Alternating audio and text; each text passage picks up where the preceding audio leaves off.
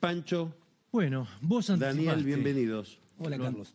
Lo anticipaste. Un escándalo en una de las, además de ser la empresa el empleador más grande de la Argentina, Ferrocarriles Argentinos, es una caja de la política en la que además convive lo que Milei llama la casta, porque ahí está el masismo, parte del randacismo, el peronismo, y vos lo nombraste hoy, Santiago Caputo, que es un poco el referente y el jefe político.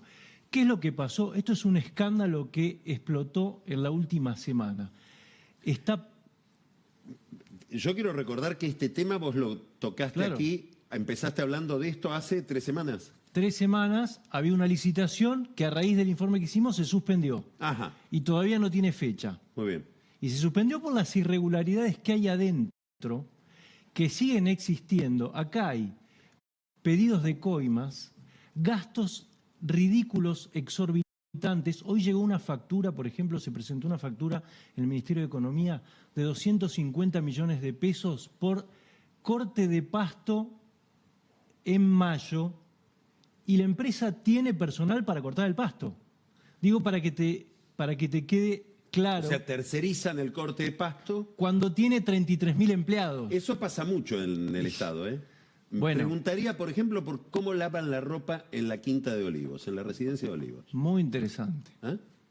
Bueno, ahora... No sé si Milei está enterado, de su propia casa.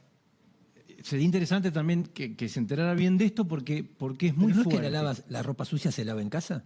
Sí, pero ¿quién la lava? Claro. En este caso no se lavaría en casa. Pero hay cómo lavarla en casa, eso es lo curioso.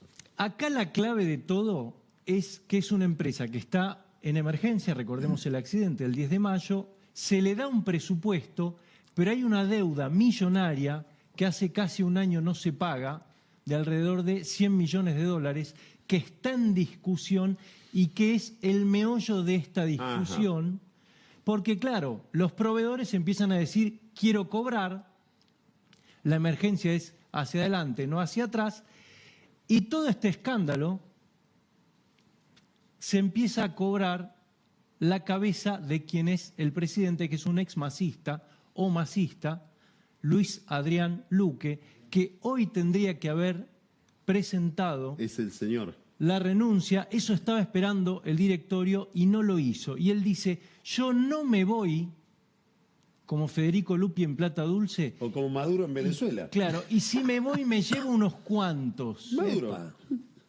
Solo me voy si me piden la renuncia. Mirá la lista. Cualquiera de los dos Caputo. ¿De cuál? Porque hay muchos Caputos. En Hay más de 2. En Santiago y este Luis. caso, Santiago y Santiago el Luis. ministro de Economía, Karina Milei o el Peluca, dice. Suponemos que es el presidente. Sí, yo no me voy. Ahora, ¿qué es lo que... Hasta ahora no le pidieron ellos la renuncia. Ellos dicen, vos tenés que presentarla, no te vamos a echar. Ahora, como se está negando, probablemente hagan una asamblea, una reunión de directorio y le pidan formalmente. Ahora, ¿cómo explota esto?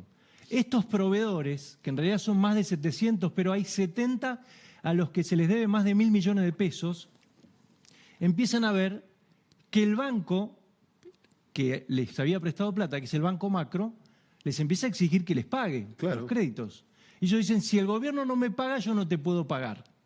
Y ahí, en esa discusión, salta este escándalo sobre la deuda que es.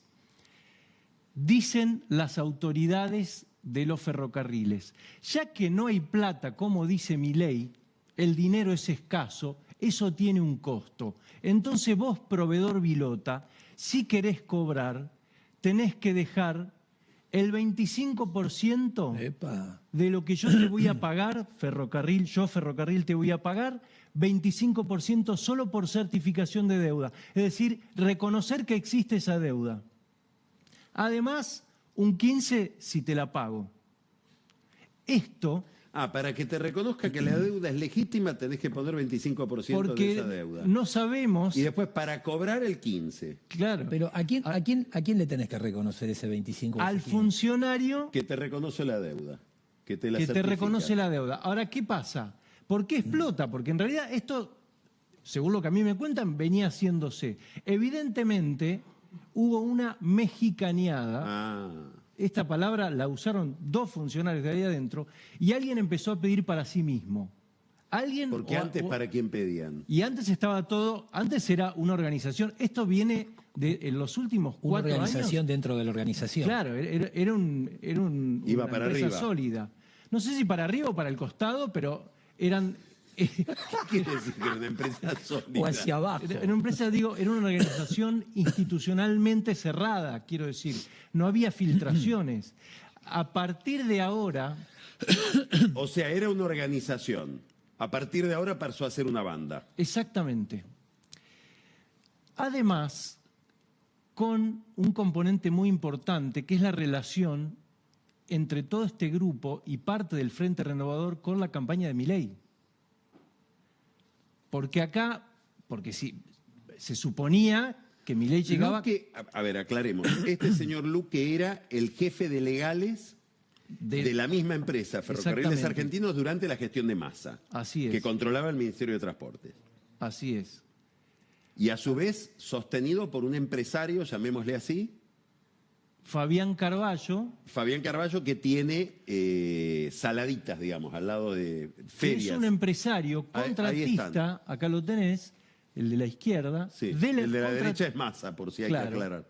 Contratista de la empresa que se mueve como si fuera funcionario. Esto es impresionante porque Carballo habla de la empresa en primera persona del plural. Dice, nosotros, pero sos contratista. ¿Sabés quién le pidió la renuncia? El primero que le pidió la renuncia a Luque, Carballo, Carballo. que es el que lo puso. Y Luque le dice, no me voy, vos te olvidás de que yo soy abogado y tengo experiencia en derecho penal. Fue muy fuerte Lo la amenaza. discusión. Esto fue el jueves de la semana pasada. Luque se va a la Casa Rosada tratando de hablar con Santiago Caputo, que aparentemente no lo atendió. Pero claro, tuvo todo el fin de semana para decir, no me voy, no me voy. Nadie lo pudo convencer. Carballo habla con el secretario de Transporte, Franco Mojeta, y le dice, pedile la renuncia. Mojeta le pide la renuncia y Luque dice lo mismo, no me voy. O sea que el que manda en Ferrocarriles es un contratista que se llama Carballo. Carballo es ligado una a la política de Libertad Estado. Avanza por el armado de listas Bueno, en el ahí conurbano. está. ¿Cómo Y el llega? financiamiento. ¿Cómo se queda Carballo, que es influyente desde hace muchos años ahí? A través del financiamiento y los acuerdos de campaña en la provincia de Buenos Aires en el municipio de San Miguel. Ajá.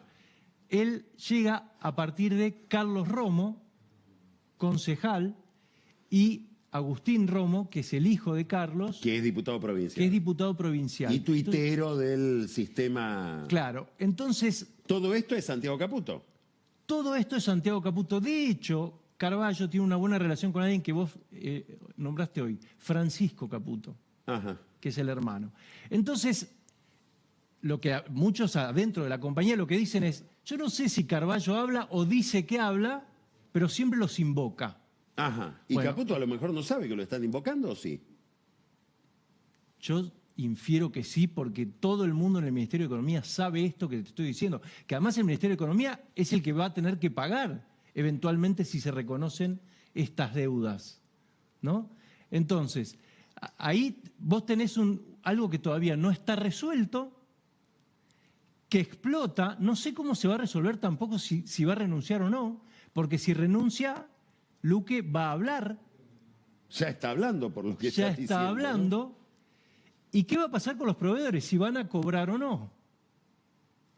Yo te diría que lo dejemos con Es un tema, ¿no? Porque ya estuvimos con el problema de los proveedores de energía eléctrica, los generadores Sí, claro. eléctricos, a los que le recortaron parte de la deuda, los famosos puts de los bancos, a los que también les pedalearon parte de su posición, pero esto viene más complicado que esos dos casos anteriores. A mí Esto un viene proveedor más- me decía, yo más quiero, de gángsters. quiero que me den un bono como las eléctricas, pero va a cobrar algo. ¿Quién decía eso? Me decía un proveedor. Claro, claro. Pero a las eléctricas no creo que le hayan hecho dejar el 25% para que le reconozcan la creencia. ¿Eh? No, por eso, este es otro mundo, otro mundo. Bueno. No sé si decirte muy bien todo, Pancho. Va a seguir. No me sale. Va a seguir. Aire puro. Aire puro. La semana pasada contamos aquí que el gobierno porteño anuló la licitación para el servicio de acarreos con grúa y que la primera reacción la protagonizó el sindicato de camioneros, Sí, reduciendo claro. al mínimo la recolección de residuos. Para contar el vínculo entre estas dos cuestiones tenemos que remitirnos a agosto del 2022. Pancho contó la situación escandalosa que rodeaba ese servicio que prestaban dos firmas, Dakota y BRD, tenían vencida la concesión hace 20 años, pagaban un canon irrisorio. Nos veía Elisa Carrió, que le reclamó al jefe del gobierno porteño de inmediato, Horacio Rodríguez Larreta, que estatice el servicio y que convoque a una nueva licitación.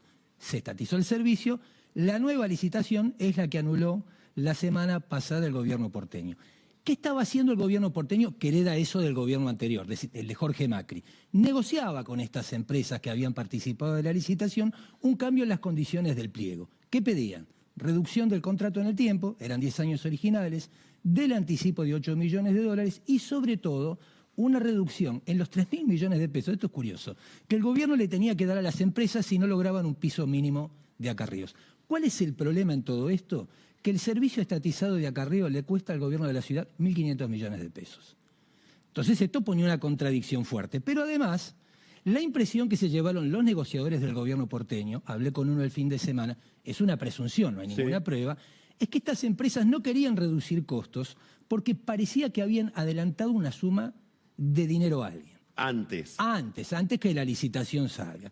de que las elecciones se celebren. Claro, o antes, claro, de tener claramente el resultado.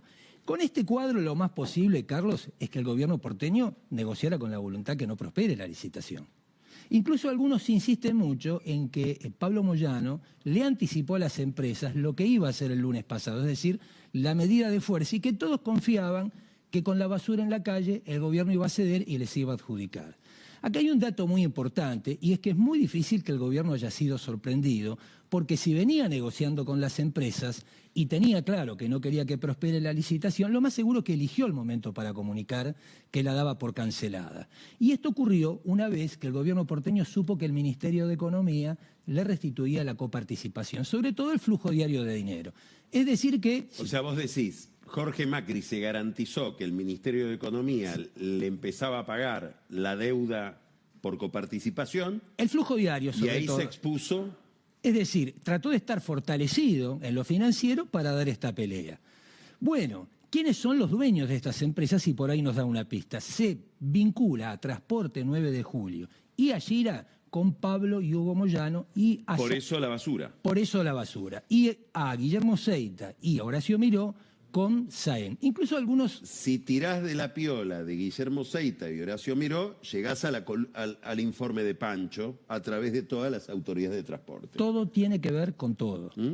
Algunos exageran y dicen que esa imagen de la ciudad sucia fue magnificada por Gastón Dueck, con un equipo de troles. Dueck es un socio de Seita.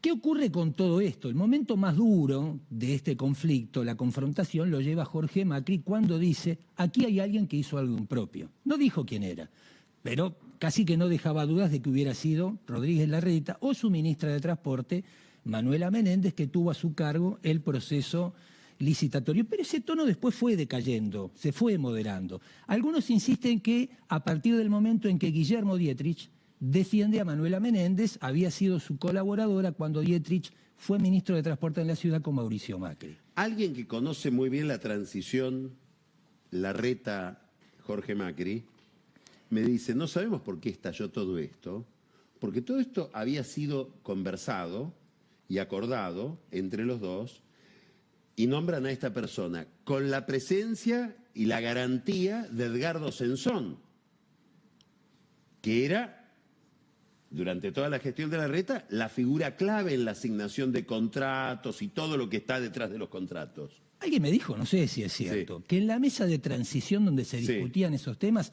alguien no puso la adenda de cómo estaba esta licitación, que faltó información. Y por eso se enoja Jorge Macri. Y por eso se enoja Jorge Macri. Y se siente con derecho a decir, ¿Por qué la intervención de Dietrich es importante? Porque algunos insisten que no defendió a Menéndez, sino que se estaba defendiendo él mismo. Y lo involucran a él con este proceso licitatorio. Algunos dirigentes del PRO que recuerdan la estrecha relación que trabó con Pablo Moyano cuando fue ministro de Transporte. ¿Qué le interesaba a Pablo Moyano de todo esto? Mantener a los 320 trabajadores que eran de Dakota y BRD en subterráneos y afiliados al sindicato de camioneros, porque es su base más sólida en la disputa con sus hermanos por la sucesión de Hugo Moyano en el sindicato. Estamos hablando del Moyano que fue, yo diría, durante la gestión, los 4 años de gobierno de Mauricio Macri, probablemente uno de los enemigos más duros que tuvo Macri en el gobierno, digamos. O sea, vos lo que estás sugiriendo es que Dietrich, a quien uno identifica tanto con Macri, tiene un arreglo con Moyano, mientras Moyano se peleaba con Macri. De hecho, antes que lo contáramos, aquí en Odisea, horas antes, Moyano estuvo con un funcionario de Macri que le garantizó esto que yo te digo que le preocupaba. Algunos con mala fe dicen que esos 300 trabajadores no son camioneros, que son barras bravas de equipos de fútbol. Bueno, pero tenemos que contar todo para que todo tenga que ver con todo y esté expuesto claramente. Bueno, final de esta historia. Sí. Dietrich, como vos decías, muy vinculado a Macri. Macri en apariencias no del todo... Macri-Mauricio. Macri-Mauricio. No conforme con la gestión del primo, y otros que piensan que Macri encontró, Jorge, en esta confrontación, la narrativa que le faltaba a su gobierno, que tal vez le permita cohesionar al PRO. Es el presidente ahora del PRO de la ciudad, detrás de sí. Curioso, ningún legislador porteño salió a avalar la decisión que Jorge Macri tomó. 2 soplos de aire fresco. Todo, del riachuelo. Muchas gracias, Pancho, gracias, Daniel. Vamos a un corte y recibimos a Camila Perochena, que nos va a contar o nos va a presentar la segunda parte de esta serie, el mito de la Argentina blanca o el destino, la peripecia de los afrodescendientes en estas costas del Río de la Plata. Ya volvemos.